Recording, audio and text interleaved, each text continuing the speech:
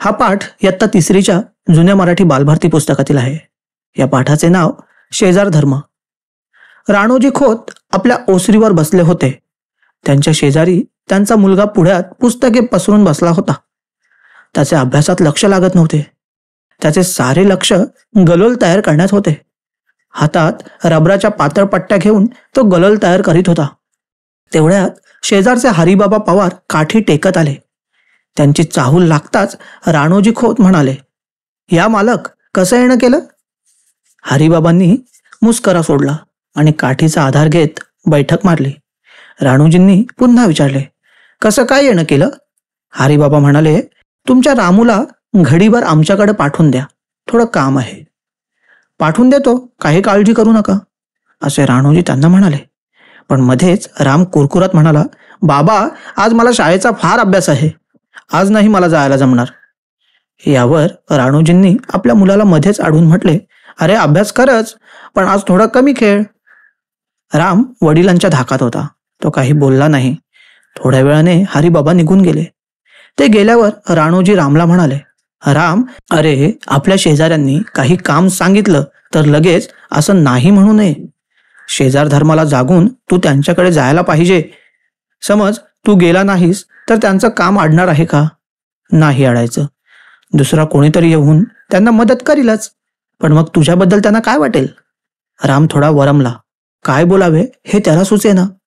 तरी पण तक्रारीच्या सुरात तो म्हणाला, पण बाबा, गोड गोड बोलून हरिबाबा नेहमीच माझ्याकडून काम करून घेतात. मग त्यात काय बिघडलं? अरे माणसानं कष्ट करायला कंटाळू नये. कष्ट करण्यानं माणसाच्या अंगातील ताकद वाढते. शिवाय लोकांचा भलेपणा मिळतोच. हा फायदा फार मोठा आहे. तो जन्मभर तुला पुरणार आहे. असे म्हणून राणोजी आपल्या मुलाला पुढे म्हणाले, समज उद्या आपल्याला कोणाची गरज लागली आणि आपल्याला शेजाऱ्यांनी तुझ्यासारखं उत्तर दिलं तर आपल्याला काय वाटेल? रामने काही उत्तर दिले नाही. तो गप्प बसला. मग राणोजी त्याला म्हणाले, तू तसा समजूतदार मुलगा आहेस म्हणून तुला सांगतो, ऐक.